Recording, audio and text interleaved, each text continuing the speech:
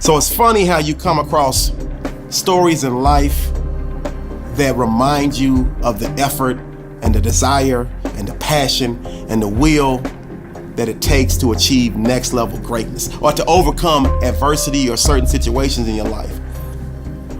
I recently had an opportunity to shadow the #1 motivational speaker in the world, Dr. Eric Thomas, when he spoke at the Thrive Conference in Las Vegas.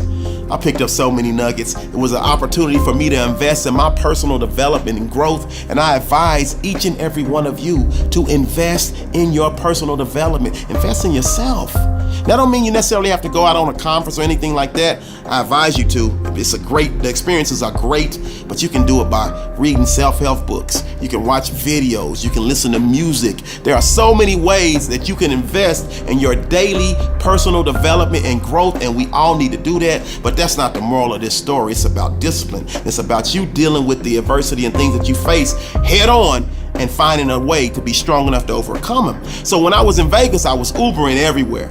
And when I got in the car, I would always ask the Uber driver, so how's it been today? You've been doing a lot of drives, a lot of rides with people? And they would answer the question. So when I got back home, I called an Uber. Young lady picked me up, got in the car, asked her the same question. So how's it been going today? You've been doing a lot of drives today? A lot of people riding with you? And she was like, let me tell you. I've been working 7 days straight with my regular job, and on days off, I'm Ubering for the last year. She said, I even worked on Christmas, if you can believe that. And I was like, whoa, that sounds like the story. And I asked her, so are you doing all this to build a little nest egg for something, or is it out of necessity? And she was like, it was out of necessity. Because my mother just was diagnosed with cancer, and I've been trying to help her pay the medical bills because we don't have insurance. And I was like, wow. And then she hit me with this. She said, I used to weigh 500 pounds. And I was like, whoa. Because when I saw her, she had me put the stuff in the trunk. She looked like she was definitely under 200.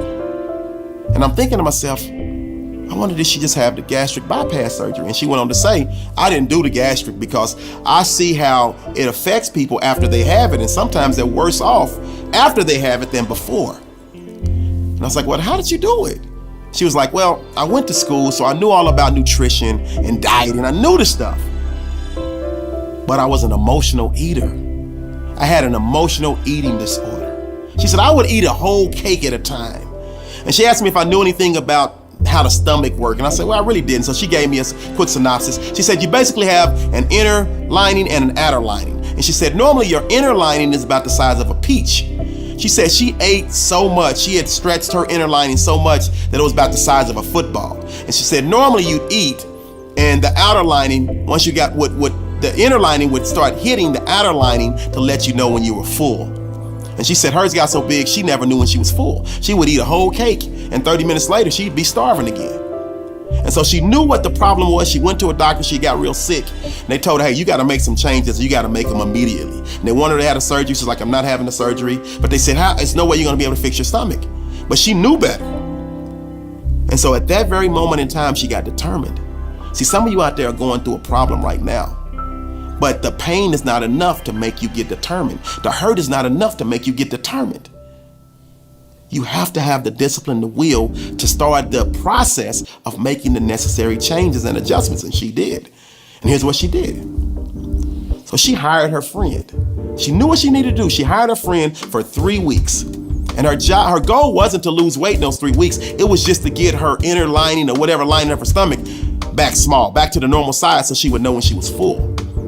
And so whenever that person would see her, she followed her everywhere, 24/7. Because she knew herself, she knew she was gonna break down and want to eat something that she shouldn't be eating. And she was like, let me tell you, it was days where I was basically fighting my friend. We were on the floor tussling because I was trying to get to that food that I wanted. And she held me accountable. And you need an accountability partner. Somebody that's gonna hold you accountable for the things that you say that you're gonna do. And that's exactly what her friend, and she went to the extreme of paying her to make sure she tackled her not to eat the food. And after 3 weeks, her inner lining got back to the normal size. So she knew when she was full. And then she just actually started executing on the things that she knew as it relates to nutrition. And she started to burned more calories than she took in. And she started to see the weight drop off. And she stayed committed and she stayed disciplined over and over. Took it one day at a time, and soon she started seeing herself go down from 500 to 400, 400 to 300. And she told me, she was like, Fri, she's like, I didn't cut all the sweets and everything out. I just stopped eating the whole cake. I just started eating in moderation. I started eating smaller portions of stuff and working out a little bit more. And I didn't do anything crazy. She was just totally committed and totally disciplined. I need you to learn how to be totally committed and totally disciplined in that situation that you're facing in your life. It can be done. But the majority of people in the world don't succeed and go to the next level because they don't have the self-discipline to get it done.